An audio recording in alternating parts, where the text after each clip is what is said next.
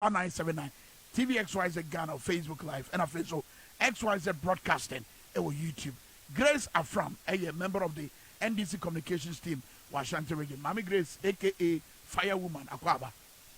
Bibi aboko die. Bibi anyaboko. Penira hopa. Say, yenya president or human rights lawyer. Yeah. Said the Enyambra Simsey. Obebenka se muna mame. Enyambra Simsey akosuna. I say we so Ghana. Okay, December 8 again. Yabebaso, Tobo, Yabebaso. Ivan Che Innocent Akwaba. Mebunu ni nyina ho to say, mebunu wo Ghana. Yamiadom ahode o ha say the most important thing na ye nkwan ye wo. Nti wo nkwan you can complain. But the aka na yesu ho. The aka dey say wa wonim. So we had the economic temperature of Ghana, which means above 40. And above 14 so there emergency cry no, which means a war crisis zone. All medical accoutrement be a general also just to revive you know, and easy. That's right. Things are really getting tough. Okay. Wo so a deep in when you realize nothing is being done at the corridors of power. You mitigate this economic challenges that the ordinary Ghanaian go through. So I think it's a very terrible situation for the ordinary Ghanaian. Baby, I define it. Yes, I see film Rashabega Fee. There's a moment a year, a no man, no more year. Ewa Rashabega Fee and Ra. No man, you know, see here. Bako, Edda and Deep Face say, a J IMF Ekasa, and Sana Ghana byway with ye. And here, Tabona almost say, Omujina Emransu Yeso. Na Yediato and no my crabba or my Ghana. Ghana Mrashabega for Tito Momo, Dom Kumana Fano. Eka ho de abawe wentie and afeso adwuma for talk about for associations and civil society organizations ahodo obi abekasa abawe entie enra yana kodwo opon krom therefore be che enu ya omrashabega fi so obu gino mo a why sense for mo mra kodwo so obibika ade ade a ese aban se tabo na ye pese ye de to eye enoma ye kraba no ya twa sensan but apart from no we so cause radio way.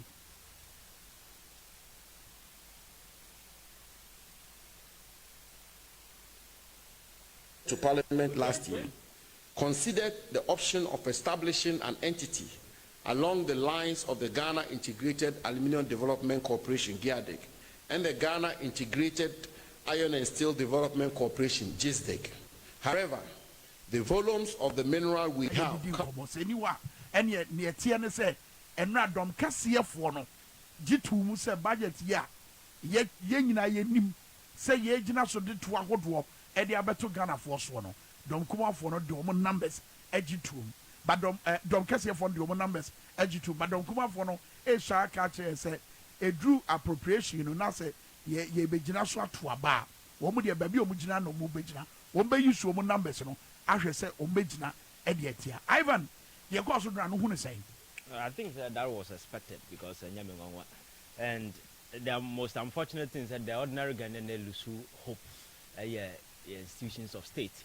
And so we have a BA so we had the executive, the judiciary, now had the legislature now we just survey just to assess the kind of confidence and trust public what this institution you may sure say the over find out be shock you and start trust in the public and subscribe to do this key institution and my democracy in the papim agina ho quite recently what some of the criticisms I about at the quarter honsembe ye the dwa executive video wa winning why tepon so that sabi ukanyans asamo muntie and the last resort the people's representative you free say in there no and the interest of the ordinary Ghanaian no you bet me projecting it to a certain level asabi you be who say even though you only this allegiance to a political interest and as a partisan interest but e duru wa bia you be kasa ama the ordinary Ghanaian ni bonye ni po betie gina say no ade we looking at the economic situation in Ghana na se fact say economy need mean support job creation economy need mean create any your friend saying avenue be my business are thrive no say the taxes good Ghana for so a bit deep in their woes but such consideration was never idea we had the majority side of parliament discussion and debate here cause you na or consider those things. It is about pure partisan interest. As to whether say the ordinary Ghanaian will benefit or not, we don't care. That is why you saw what happened. So may Parliament pass it, we know, may surprise. So far budget now with the toho na sa okasa will come now bisa who say Omanya Sebi economy not tiapansam. Omanya Sebi yenye credit worth even at the international space. Omanya ya lucky yen from the credit space. Omanya inflation numbers are so high. Omanya your CD to your dollar rate, are so depressing. Businesses are folding. Omanya yen timi pay your debt.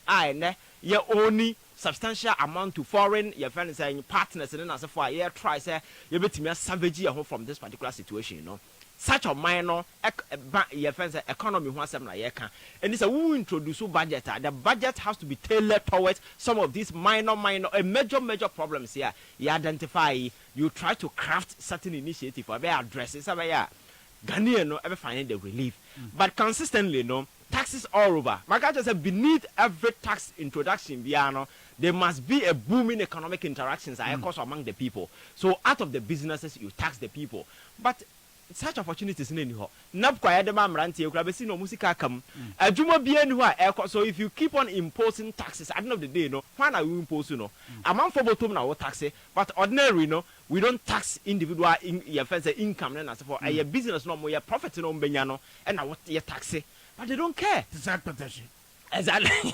It doesn't make sense. And you see, budgets no more the buy. Budgets no more the buy. I said tax relief, no tax incentives, and then for no more the buy. Because I want to say, crime ban soon affected the life of the ordinary Ghanaian. For instance, I dare not Ghana for a super home and my young way a party once a man I can. I buy say or the tax relief bus or person raw material at the port, even VAT a year free. So I want to say, companies no more produce party okro. Yes, I'm told they are just three. More capacity to produce saying. So at the end of the day, you have majority of part now about 80% being from the taxes are still on it. So at the end of the day, the price will not change. Wow. So at the end of the day, Nipana one more tax incentives when for never because they are not going to reduce their price. They have to put it at a competitive edge. Or more can never pay. So at the end of the day, the money goes into their pocket. So as a government, if you're really serious now, you know say Obabia our name fears or be a pado say. So there are deliberate measures there, but helping say set up these factories and go into large scale manufacturing of what? Pad. Because we are partnering the Pabato. Such initiative na Ghana ni air pie apart from say a creative jubano. A baby bed na yes $dollars their carbon yet foreign companies come here and they keep on ripping on the purse of this country. You more tax relief, no tax incentive. What is I say? Electric cars, for say such businesses, how is it going to affect Ghanaians? So it's a populist campaign these people have waged, just trying to convince Ghana for some baby. But the reality is the economy. The economy keeps sinking. What they say, Finance Minister Bejino say for the first time the economy is hitting 1 trillion mark, and for that matter, they celebrate it. So GDP no rise, could do 1 trillion. The impact on the economy, they say. Because I say, what is Ghana's share?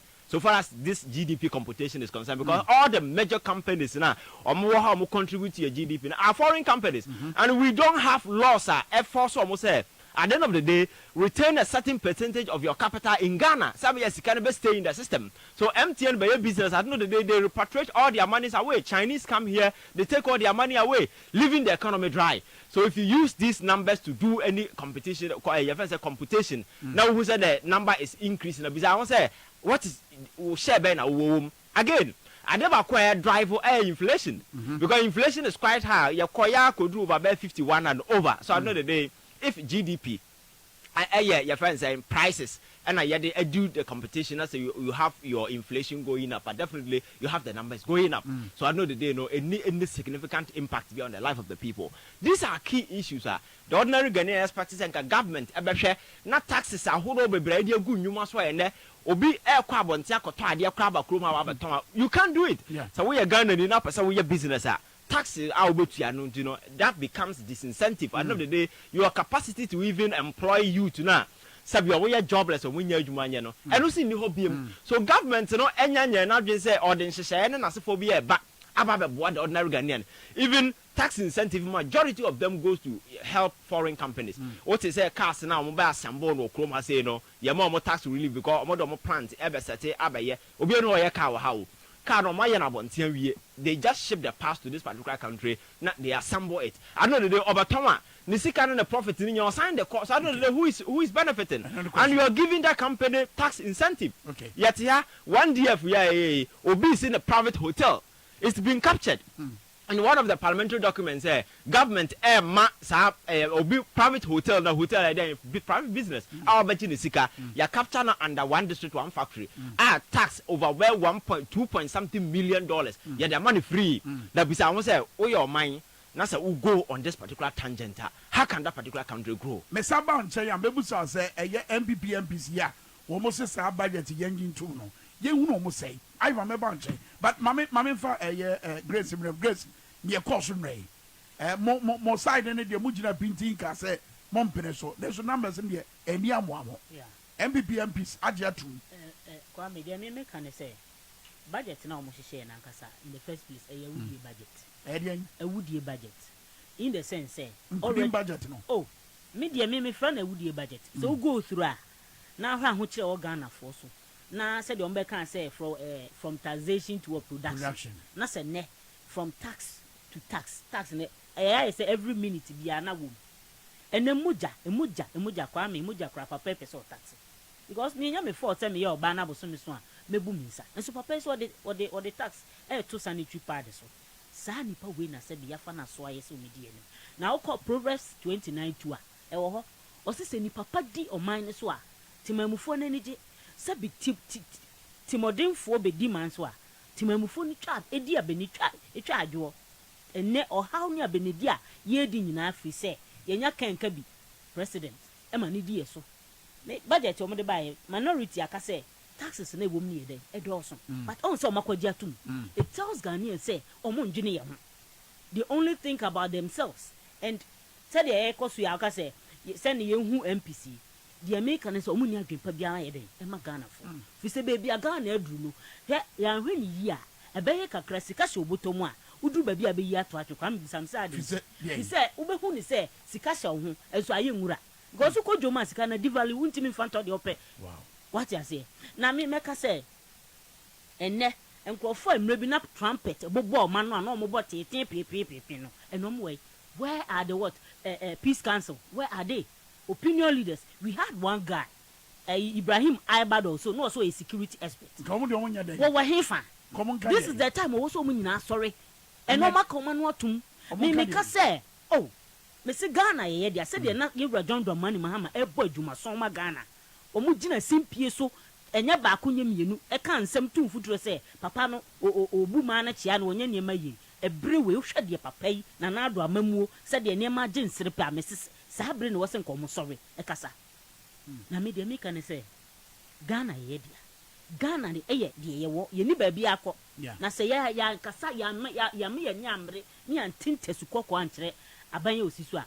anopa we me ba nyina nwuma na me tie nyina say how long shall we what keep quiet okay for them to destroy our country the question is once we stand aside and what and look Ghana ye dia o baby a Ghana ko me se wanhwe ye be kakra sika se obotoma obeyi ato agu because when you go to the market centers you can't use that money to purchase anything but ojitu se ye wa aquarius so ya ye we wonyini sa ban e wo so ode nhihye ba ebe boa na meneti maboa sika no na sika ba man mo enya no ne to yi ehia me ka bi dia chose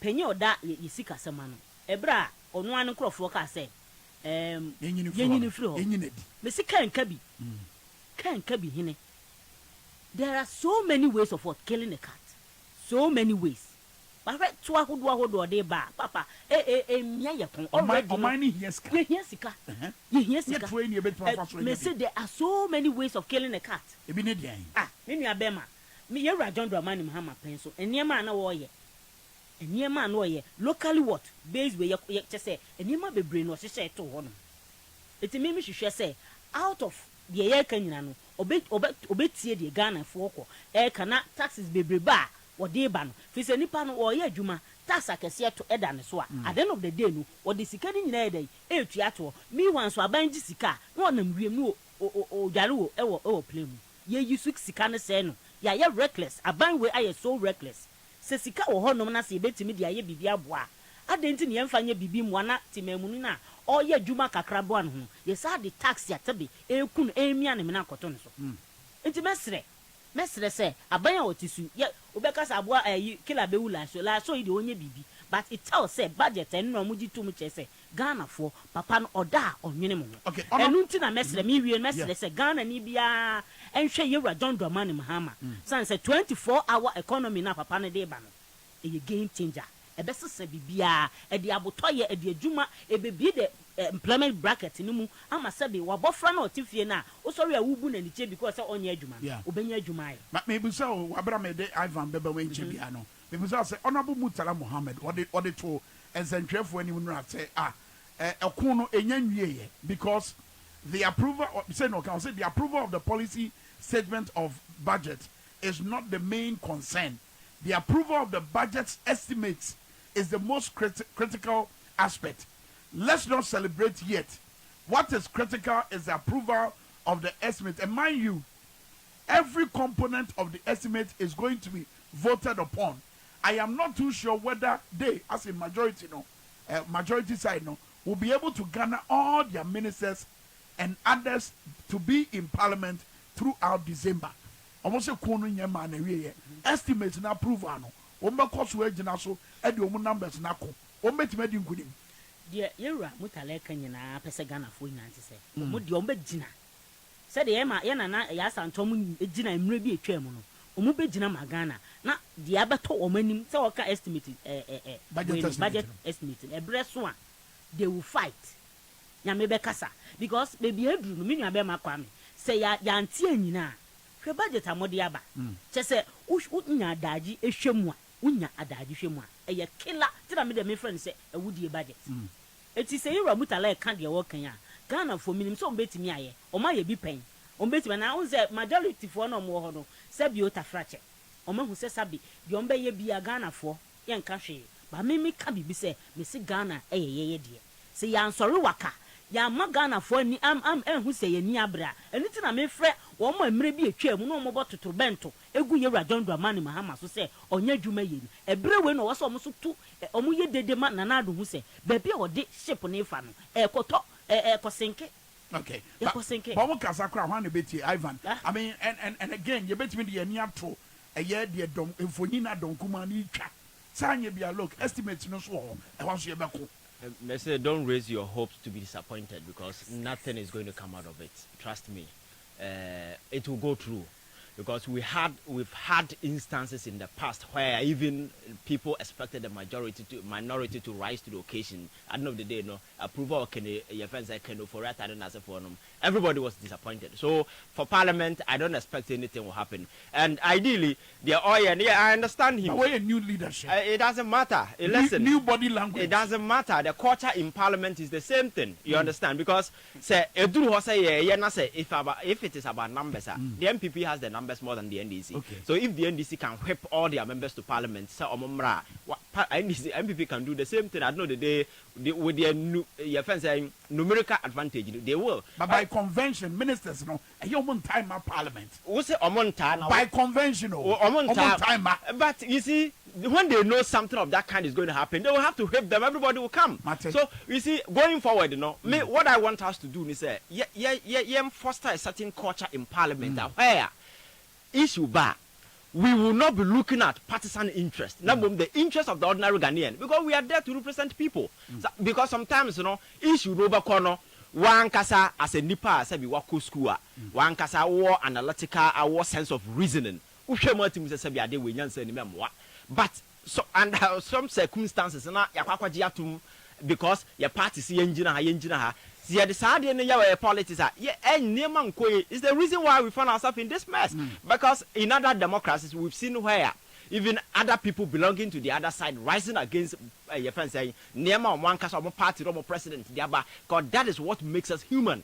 Going forward, you know, if you're able to foster that particular culture and you build it on, I know the day everything you boy my sabi say bill or document you as a minister be but who say parliament is not just a rubber stamp your friends a parliament or bar things will be your best subject to your friends a critical scrutiny and then you be some intellectual questions as sabi or be answer na sabi go through but say yes I don't know if I'm a minister I'll feel comfortable dumping everything in parliament because I know that once I have the numerical advantage, you know, my people will not ask questions. It's just like a rubber stamp. They will give me the approval, and it's about numbers. Minority, you know, I know so they don't have the numbers. The majority have the numbers, so the majority will give me approval. But you see, majority, you know, Omama Parliament kwa, and young Ghana for so no mobile. Ghana for no who no saying. That is the sense of awakening as a Ghana for Unya, because these people are not there to serve the interests of the ordinary Ghanaian. I don't know, America say they are not there to serve Ghanaians. They are there to serve their interest. They are there to serve the government of the day. So I know the day, you know, governments now, whether the interest, you know, is syncing with the aspirations of the people or not, you know, they don't care. It is about pure politics. And politics, power, I take it central stage. The politician, and I say, oh no, share. To me, no, but not how I bet me tailor that to me, no. I'm gonna serve the interests of the ordinary Ghanaian. So we are Ghana, you know, what did Uncle way to say, or the parliament, be to safeguard your interest. Look at the budget. Near my home, now how I bet me affected businesses. Now give you certain paramountcy to your friends. A man for Mufrabon, Omaba, and I will Ghana ni na sabi, O Pesika ya, nobody is looking at your interest. The person goes there and tells you, say, may your representative because on himself draw about or bar. You are not looking at or no as an individual. Now you are looking at political party so and over to Obama. So they feel comfortable and coming out with some of these silly initiatives and no problem for them. So we as a people, who say Nipana Matu Obama no. Even though I am a party, is he really representing my interest? So you bizarre questions and I know the day no people will sit up and do the right thing. It could do parliament and a majority nina a bias approve now the Yansa new team. One cassa what's now now shadinum no one who say any idea be a benefit to the ordinary Ghanaian no who Yansa who say no idea we need to kick against it because documents down. You can't tell me say every aspect of it should go through. At least there should be some kind of re-engineering that tailor towards addressing some of the new concerns as and you can't tell me say concerns in a minority raising because they've read through the document. So among raising certain concerns to build a consensus, you sit down, you have some negotiation. I know the day,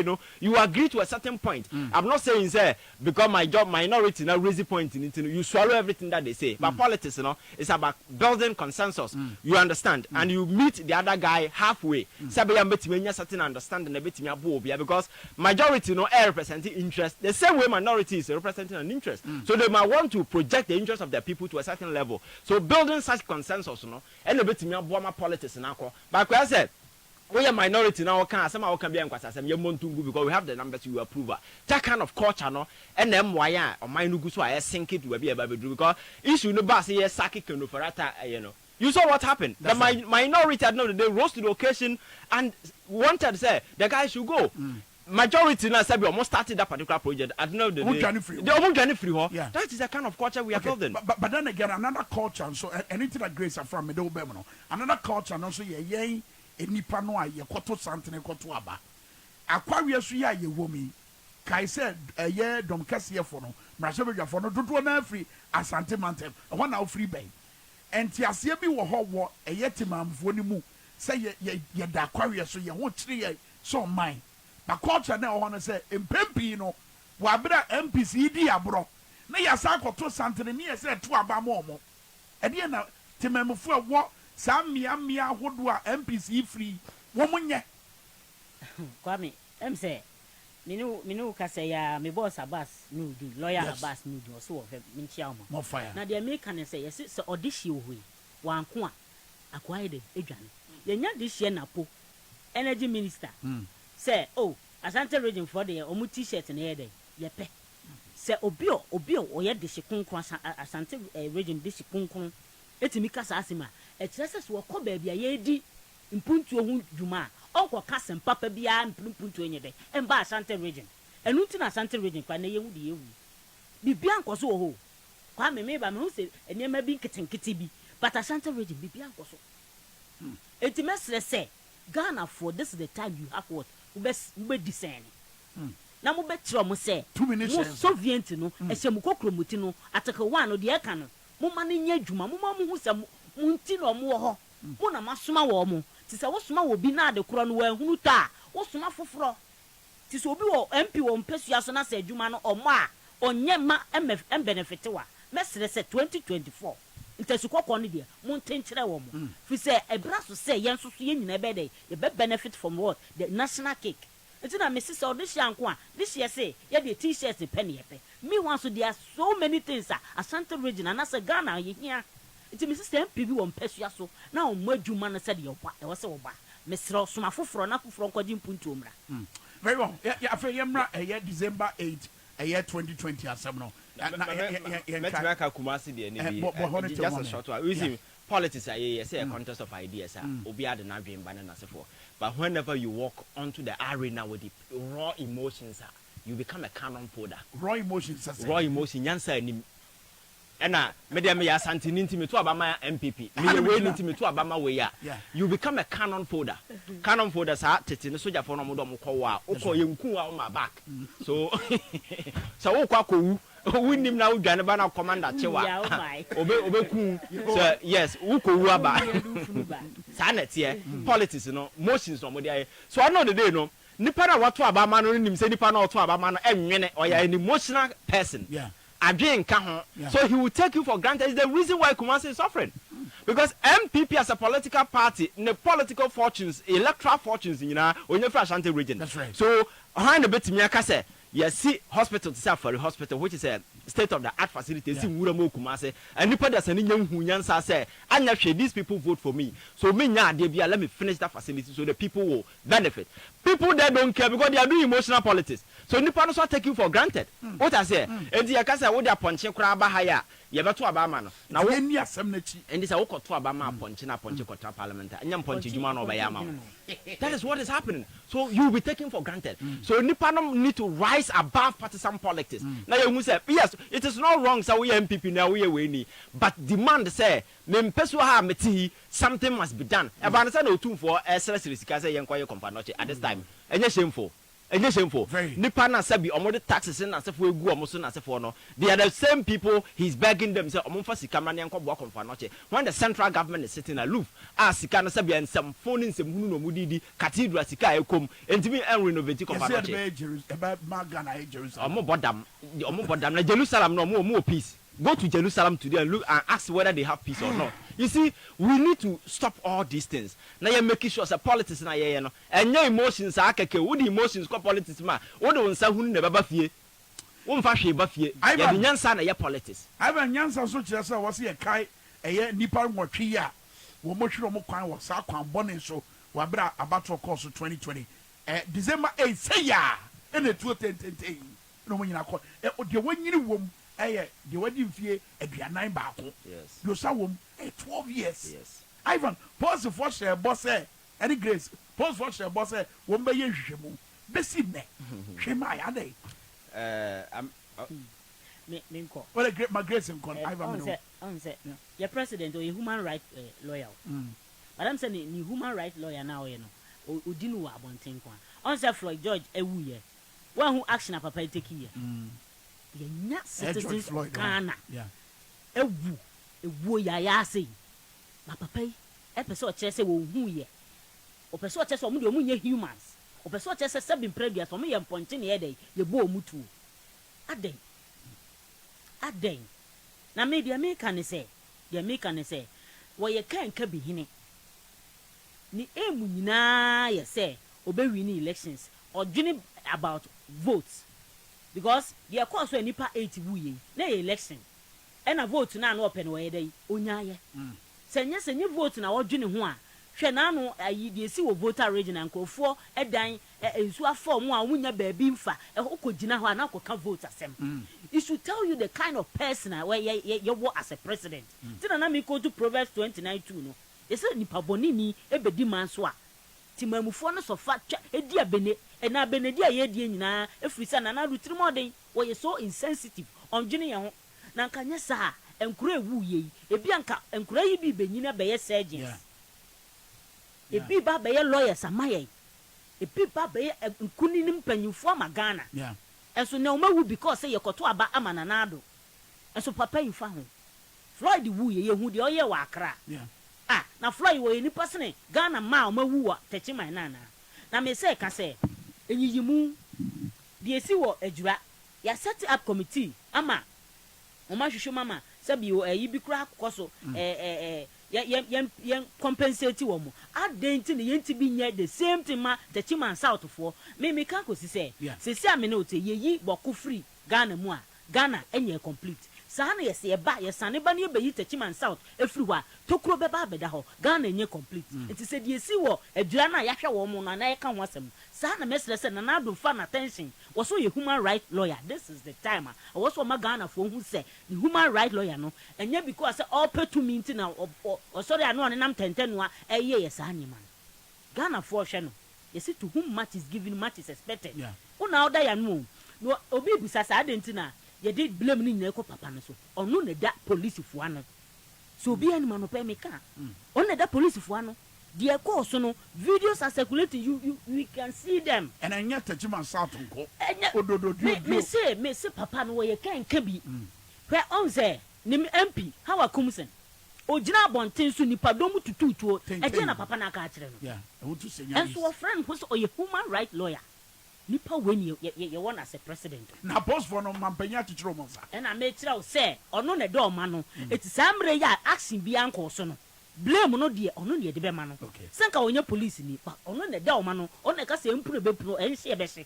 eti saa mmerɛ mfie mmiɛnsa ni me nua bɛma ɛyɛ wo wobɛwu bɛma na duru saa pɛmpɛnsɔ no na ɔnyɛ ɛbɔne wɔ mo ɔkorɔ no sɛ nka yɛse nkora no yɛyɛ bibi a ɔmo nsua elections na nkora yi sɛ ɔmo nyɛ ɔmo nkɔto aba they wanted to witness Grace so bodua mɛmo atoa so na afei mede Ivan abɛmba yɛma obi sika yɛma sika mbɛdi obi ho ɛnɛ dɛn na yɛ Friday because Jack Ivan sɛ wohwɛ show wohwɛ TV show ana wotie radio show na 1,000 Ghana cedis abɛda hɔ sɛ wowia wode ɛtam bɛma yɛ deɛ amɛmɛma mo de nhyira akyiri star 274 hash yɛnkɔ ɛberɛ so sɛ yɛbɛyɛ draw yɛ last and final draw star 274 hash mensa aka promo mo a mo Vodafone ɛne MTN yɛkɔ na libra bo ɛdɛm ɛwɔ wo number yɛ 0240 945 ...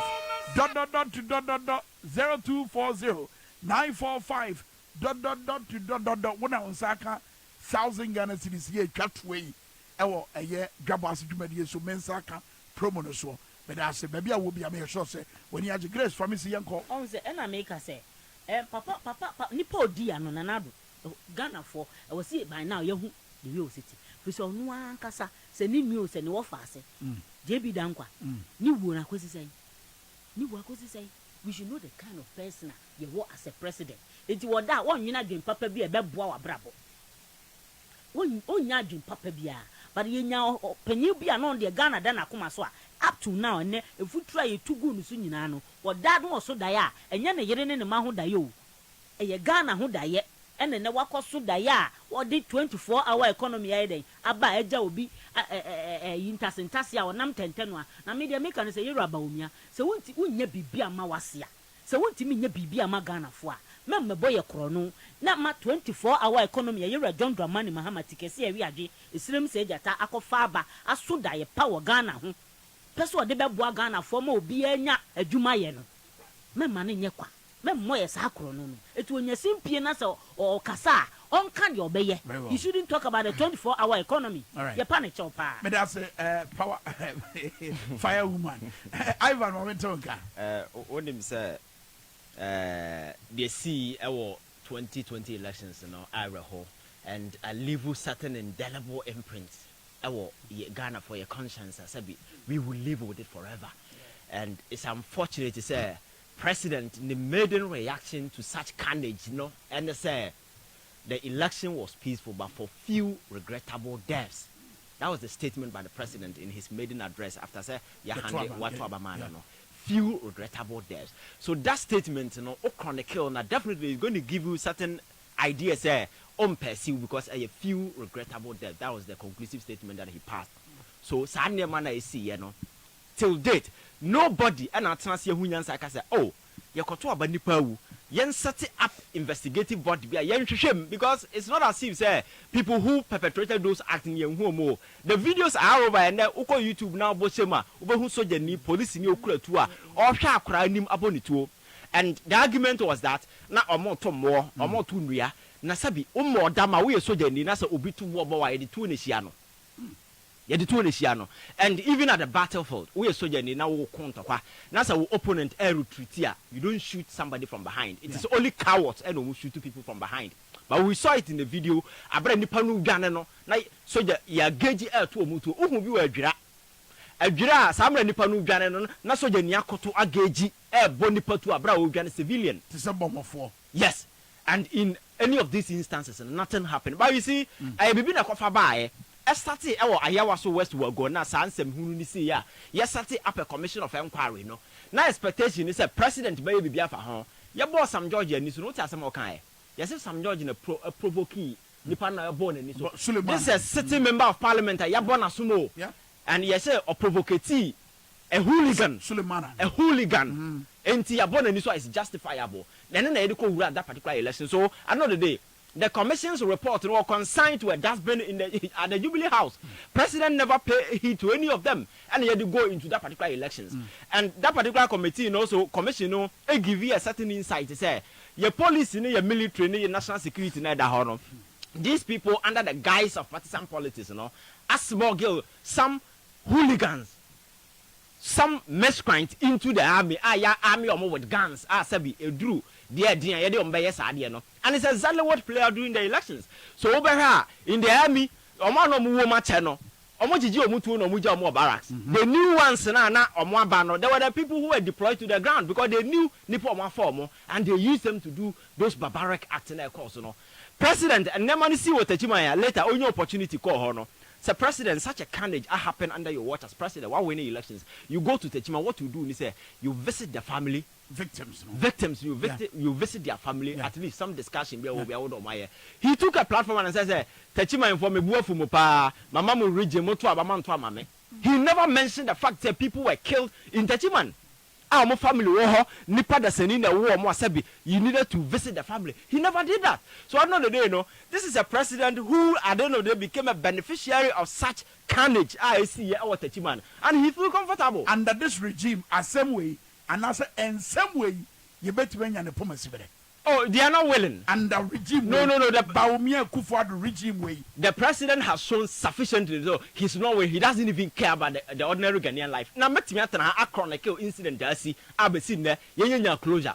Yantihana kaka sami kosi sen yakunu kwa kaka answer na obewuno abrante no hunyansa walk to police station to report to the police force police boy my life is in danger. Another day the police officer on duty threatened him that was sabi onkwasa sam na wote kroma wudi no wanya ya ukra ye pewachew few days after the guy was killed. Ya konkransa abrante na kofa ne damu no soldier for call police for call the next day they killed another guy. Kumasi yantiana yesi zongo for 7 bi police for 21 echo Ghana omo down omuku omu wie ne sisa atu di wu omo nche. Another day the state went there and compensated the family. You know, any of these instances perpetrators in Ekosi saying. So we have built a certain culture where people with guns and ammunition no effili emboldened say me ya ade we ya I'll get away with it. That is the culture that we've created. So another day especially those within the army or the national security or feel say they are part of government, that is why this impunity in the establishment is doing absolutely nothing to care because they know say going into the 2024 election, trust me, it's going to be messy. So we a political party that will come, I should be prepared because 2020 they see oh come on, 2020 elections they see it's going to be times 3 going to the 2024 elections. I'm telling you. So record the Menafatu baby, it's going to be violence galore. Because these people know they are going home and they will not go home quietly. They will do all that. And until then, discussions are ongoing. Say the army will be providing support. They've been going into 2020 election. They've been Ghana elections are the army going to elections. Even Rollins the crowd no your friend is soldier you know. The time no who's a soldier for Babonte, but this time they are preparing the grounds, preparing the minds of Ghanaians to go into the elections. You know, the military will come into the fray. We saw what they did during the 2020 elections. So the president is not committed. Akufo-Addo there may say is the bad thing that has happened to Ghana. To be very honest. Ivan Grace Afram, aka Firewoman, and you know Ubusai no, and we Yebrenya Yebre Firewoman. Ivan Che innocent. Hey, it's a new Yamuana. Menyano.